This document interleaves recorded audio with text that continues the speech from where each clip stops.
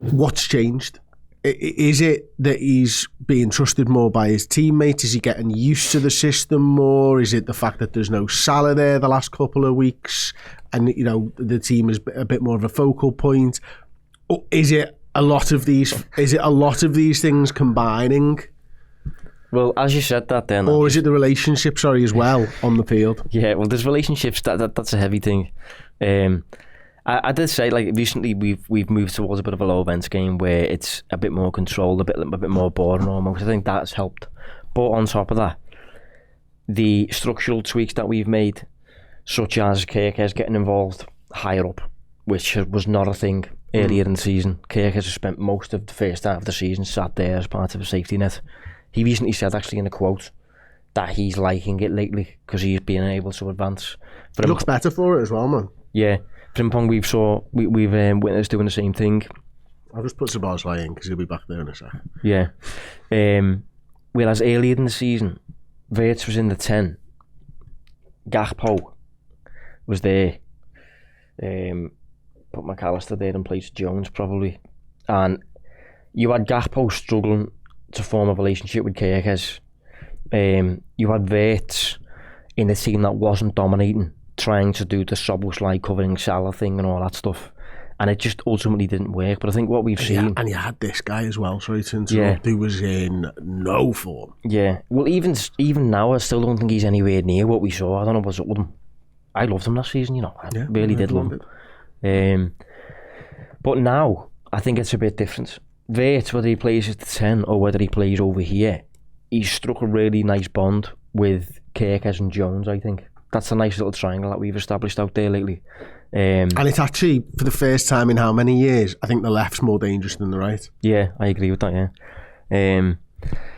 Like, one thing I didn't like about Wirtz playing on the left is if you give him the ball there and he's faced with a 1v1, he can't really do much about it. Like, he hasn't quite got the physical edge to beat his man and really maximise that one-on-one.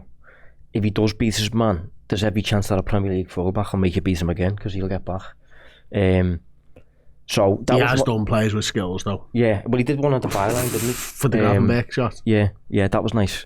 But I'm talking about a general one-on-one, a Luis Diaz one-on-one. Yeah, I get it. It's not quite his game, but one of the ways around that, and we've saw perks against like a low block, especially say like but do a back four. We've seen Kirkes like let off the leash, and if Kirkes underlaps, Wirtz has just been like waiting, attracting pressure, and then he'll just play the ball in behind there, and he did it over and over again against Spurs. Kirkes got to the byline a good few times, didn't actually get an assist, but played a good few cutbacks. We saw similar against Wolves. They kind of swapped at times as well. And Jones, because of the kind of player Jones is, he's got a bit of a negative reputation, I would say, sometimes when it comes to chewing the ball, right? Sometimes you can release the ball earlier than that, but one of the things about that with him is I think it captures his nature, as in, like, he's a bit keep ball, isn't he? He's a bit like, he's got the ball in the phone box and he wants to just keep it. And when he receives the ball, a lot of the time, his first thought, his first action is he'll like shape his body in a way that he's protecting it. Yeah, he'll like anticipate pressure first, and then once he receives that pressure, then he'll look to play. So I think having Jones, who's like a probe and keep ball kind of player in tight spaces, with Wirtz, who's the same, I think they've benefited each other. And then Kirkes has been providing the penetration that neither of them will really provide by running behind. So that's a nice little trident, that. And I don't know if Wirtz's future is on the left, but if it is, it will look something like what we've seen lately, where it's paired with someone who's going to really attack the byline. Could be Kirkes, or it could be like a De Bruyne, David Silva kind of number 8 who's doing it. But you can't just leave him isolated one-on-one, Wirtz, like that, which is what Arne Slot's original game plan was. And I think he'll be reluctant to come away from that, but we'll see. So one of the things that you sort of brought up that was next on my agenda is, where do you see Wirtz's position long term? Where do you? I still see it as inside. I see it more like this now, with somebody playing over on that left-hand side, sort of there. That's where I still see it. Right. I think you might need a signing to You having do him that. there either? I don't think long term. This is the problem. I think for long term, both of these guys might need to change. But Soboslai's got to stay in the team, hasn't Yeah. Both or one. I think this is the difficult thing about it. Like, Liverpool are in a position at the moment where I think quite a few players in the team don't complement each other.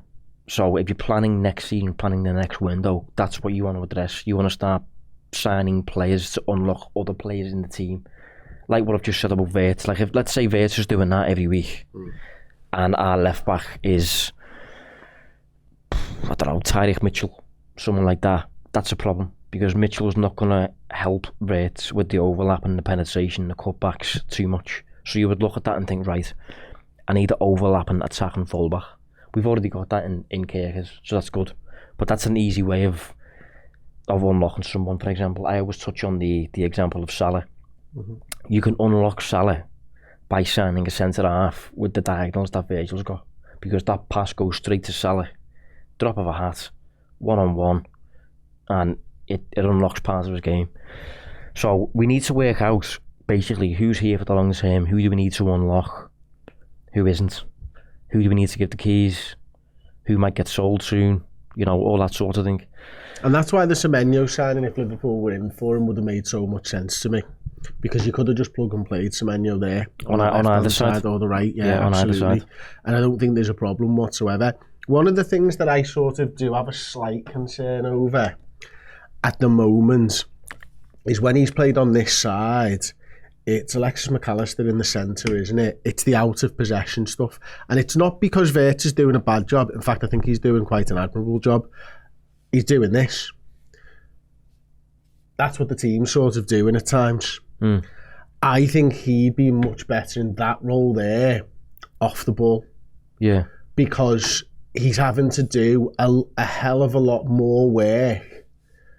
Like, at the moment, that's fine. He's 22 years old. But I do feel a little bit like what Barcelona did with Messi. You're not saying you've got a free ride, lad. You're just making that ride a little bit easier off the ball. And therefore, when the ball is turned over, Liverpool have it. He's not as tired. He's in that better position. He's further up the field for a start. He's not legging it backwards and forwards, thinking about the defensive side of things. Just free him a little bit more when he's got the keys, is what I'm sort of thinking. Or you could, maybe there's another way that you could do that without him doing that. I don't know. Maybe it's as simple as that. It feels a bit more untidy on the tactics board. I don't know. Yeah. I think the future is a single striker system. So I think that's an easy one. Even despite having Isaac and Ekitike, I don't think the future is playing them both, personally. So you can rule out that a diamond and all that sort of thing. I think personally, because of the player that he is, because of how he uses the ball, how he behaves and all that, how much he cost, I do think Wirtz needs the middle. Whether it's the middle slightly to the left is the question. Whether it's the middle slightly to the right is a question. I would prefer the left, but I think either side of him, if we just use blank counters for now, you need pace and penetration, players who will run behind, players who can get to the byline and stuff like that. I think that will just naturally result in defenders doing a bit more of that. And Ekitike could quite easily, looking at his skill set, play that left now. I'm convinced of that. Yeah, potentially. But you need those to take players away from Wirtz. If you've got Isaac, or let's say Isaac just, you know, sitting on the shoulder of Gabriel and Saliba or something like that, they're going to be reluctant to actually, because they need to worry about him. You've got the same dynamic there, and then that creates the space for Wirtz. Behind them, it depends on just how you're doing everything. It's not just the two. It's also like whether you've got fullbacks both inverting, or whether one of them's a flyer or whatever. Or, you know, it's difficult because we kind of only got flyers at the moment. I think Szoboszlai has to play somewhere, obviously. I think Jones is doing really well at the moment, so we're looking to take him out the team. What I struggle with, though, is Wirtz, 1-9, speedy wide players, and flying fullbacks, and a midfield too. Yeah. You know, it's something kind of has to give somewhere, and I'm not quite sure. And Kirkes isn't great at doing the sitting role, I think it's fair to say. We've seen that. I can't imagine that Frimpong is great at it. I actually think Kirkes is okay at being a one-on-one defender. I think it's the build-up that he has to then conduct by sitting deeper. That's the problem. Agreed. So this is kind of what I've been on about all season, as in the squad is unbalanced. It's difficult to determine how you get the most out of everyone at once, which is the idea of a system. That's what a system's supposed to do. And I don't think Liverpool will challenge for the league again until Slot establishes that. But working out who, like if you look at the team, who might depart. Well, McAllister's one. McAllister's contract. Yeah, McAllister's one, yeah. You know, he's the oldest. He's the oldest of the midfielders, McAllister. He's not in great form. And his contract runs out soon, in a year and a half. That one. Andy Robertson, I think he's 31 years old. Oh, Kirkes might be the starter, so you wouldn't worry too much about that. But if Robbo's leaving at the end of the season on a free, that would give you scope to get in, a bit of a giant or something like that, like an inverted or a centre-half vibe out there who can do something different to Kirkes, something different to Robbo. Can I offer up something that I've been sort of thinking about for a little while? And I've not said it on a show. I've not really fully formulated it. But, and I don't think anybody else has really mentioned it. We've been talking about, what was that midfielder that, maybe Richard Hughes or Slot once. And we've ummed and ahed over, me and you spoke about this last week, about whether it's a Zubimendi type or whatever. Would a Fabinho unlock this side? So, you go back to Jurgen's 4-3-3. You've got a sideline to sideline fucking destroyer in there. Wirtz becomes an 8. There. I didn't expect you to say that. I thought you were going to put him there. Right. Szoboszlai's there.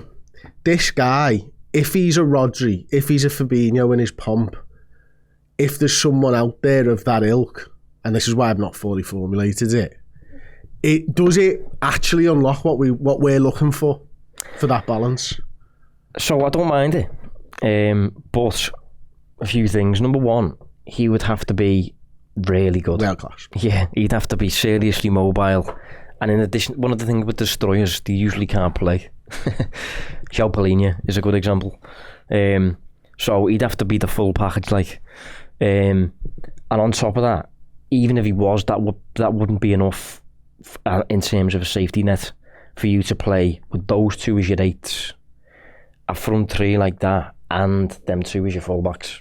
So I think something would have to give in the fullback department as well.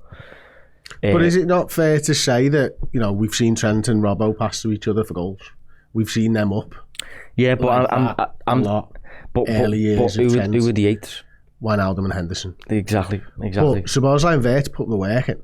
Yeah, they put the work in, but it's not. Szoboszlai, I think, is comparable to Henderson in terms of his running around on the pitch. Yeah, his work rate. I think where it falls down is Wirtz to Wijnaldum. Well, the thing with Henderson and Wijnaldum though is they both wanted to be behind the ball. Whereas if you have them 2 as your 8s, I would envisage them doing Silva and De Bruyne bits where they're kind of like attacking the channels. That would be your front bank of 5. You'd have your wide players, Szoboszlai and Wirtz, and your striker. And then your safety net would be your 2 centre-halves, your Rodri, whoever that is, and that's where the fullbacks would come in. Kirkes, I think, could do that, possibly. Bradley could probably do that Frimpong couldn't better. do that, but where's Bradley? Bradley could. I'm not sure where Bradley is. Let's just use that for Bradley for now while I go and find him. Okay, well, if that was Bradley, I would like to see it. I still think it might be a bit too overload. Yeah. I think you might need to. You might need okay. I think you might need one of these two to be a centre-half in disguise. Yeah. Someone like Schlotterbeck plays for Dortmund. He's a centre-back, left-footed, but he plays left-back sometimes. Plays left-back for Germany, I think. So if that was Schlotterbeck, then at least you've got a bit more of a natural fire extinguishers behind the ball. Kirkus, we've already established, wants to overlap and stuff like that, so you can tell him to do that all you want, but he's ultimately not a natural at doing it. Bradley would be interested to see that. I think Bradley, when you tell him that's your job, don't do anything else, he's quite good at locking down like a Vinicius and Mbappe and stuff. So yeah, I wouldn't rule that one out. That's a possibility, but you'd have to do some tweaks, and it doesn't really incorporate your £50 million fullback in Kirkus. But I don't know. What do you think? Okay, no. It was something I've been thinking about. I think there's less signings involved, personally, in that than the other way. So if for me it might be the path of least resistance, I don't know whether there's a player out there like that. That's the problem. Like, not heard of anyone that's being spoken about in the same breath as Rodri at all. So someone who is really energetic, really mobile, and technically good is Carlos Baleba. Yeah, at Brighton. But I'm not really. I have to watch more of him, to be honest. But I'm not really certain that he is the kind of player that you would have as your deepest line. Is it Stiller something like that, or no? Stiller's not mobile enough. No. Passmaster, but he's not mobile enough. An example I always come up with is Fernandinho. I think Fernandinho was brilliant at it. Yeah. He was originally starting to think as a box-to-box, and he ends up becoming a bit of a six. But he's like a really mobile six, as opposed to someone who would be typically Guardiola, as in someone who's standing there and looks a bit like Pirlo or something, or Busquets. But this is why it's crucial from a Liverpool perspective. Arne Slot, Richard Hughes, they need to be having these exact convos with a view to like the next 2 windows, fix it and get to a point where next season when it starts we know exactly what we're doing. That could be one of the reasons why we're a bit reluctant with Semenyo, because we ultimately don't know yet where we're going to be in 6 months, what we're going to want. So maybe they're giving that a bit of time. But I know he obviously moved already, but like a Caicedo, would he be a player that would have been able to do that? Yeah, Caicedo was a good shout. I do like Lavia, but his injury problems are apparent as well. Yeah. Tchouaméni is someone that we targeted a few years ago as well. He strikes me as someone who's really technical, physical, mobile, athletic. Just someone in that mode. We linked with Camavinga yesterday, you know. Yeah, it was a blag link. I will say that as well. Figueres or whatever it's called. Yeah, I've always been interested with Camavinga because he reminds me a little bit of some other players that, like for example, Kante. Right, Kante was a master ball winner, right? But people called him a DM. It was all over the place. Well, it depends what you determine to be as a DM. I would regard the DM as the holding player, the sitter. Kante did not sit at all. Kante played next to Matic, who sat, and Kante was everywhere. And he was just, someone said to him, go get the ball. Yeah, exactly. That's what they did with Kante, and he run up everywhere. Matic had him on a leash, and Matic was like, go get it. I'll wait here. And bring it back. Yeah, bring it back. And the only manager to play Kante on his own there was... Oh, go on. Someone who got sacked. Frank Lampard. And it didn't really work. So I wonder if Camavinga is a bit similar, because no one really, as far as I'm aware, has deployed Camavinga as a lone six. He plays like as an 8, or I think against Liverpool he played out here, right wing. Yeah, we spoke about this yesterday. So I'm not sure if Camavinga's the profile. I think he's a bit of a trap, but he's brilliant. I'd absolutely take him. But I'm talking about specifically for what you said. It'd have to be just a lone 6 who can cover lots of ground and can play and can win the ball a lot. Okay, we've kind of meandered around this actually. It's not exactly where I thought the show was going to go, but I really enjoyed that, and I thought that was better for that conversation. But let's get back now onto Flo. We spoke a little bit about his relationships with Kirkes and with Curtis Jones. what we didn't speak about was his relationship with Hugo Ekitike. And just while we're on Ekitike, did you hear how the manager pronounced his name in a press conference last week? No. Wow. What did he say? Ekitike. Ekitike. Right. Fuck me. Ekitike, what? Are you for it? Honestly, and it was glorious. I listened to it about 30 times back to back and just kept Ekitike. I was like, no way. Is that right? You are kidding me. I was on a few pods with different people over the summer who were calling them Ekiteke. Ekiteke. Yeah. That's a good one. But yeah, there's a bond there between them two as well. I think they're similarly technical, aren't they? They're a bit, street footballers almost, good in tight spaces, unpredictable. And it's a really good pass that Ekitike. I don't know whether he's right, by the way, or whether he just doesn't have a clue either. Yeah, it's a really good assist, though, isn't it? It's right into his path, and Wirtz finds the net. What did you think of Wirtz's first touch? Yeah, really nice, really nice. It'd be interesting to see if that's the first touch he wants, though, because it ends up making a decision for him. It takes the defender out of the game, which I thought was but it also results in him closer. It results in him having to stretch to finish. So when you're doing that, there's only one finish really. You can't really go around and keep it too much or side footed and like that. You've got to just kind of poke it. That's what he does, and it goes in. But yeah, there's a relationship forming between them two. But it's interesting because we're talking about Jones forming a relationship with him. We're talking about Ekitike forming a relationship with him. But I think the plan for the season wasn't really for either of them two to start. You're talking about Isaac, really, and you're talking about McAllister being ahead of them, really, in the pecking order. And there you go. And he probably wasn't there anyway. Yeah, exactly. He was probably there. Exactly. So and there's a lot going on. Yeah, that's a really interesting point. I think the one thing about Wirtz is you get bodies close to him, he looks for 1-2s. Yeah. He comes alive when there's bodies all around him and tight spaces, and there are not many Liverpool players down the years that you could say the same for, I don't think. Yeah, dominate the ball and give the ball to him. That's probably the best approach I can kind of take. We did that in the first half against Wolves. We did that for the most part against Burnley away, where the opposition just aren't doing anything because they can't get out. That's when you give the ball to Wirtz, you platform him like that. And that's what Xabi Alonso did as well, and he looked really good. That was a clip from the deep dive. To check out the whole show, head to redmenplus.com or click the link in the description.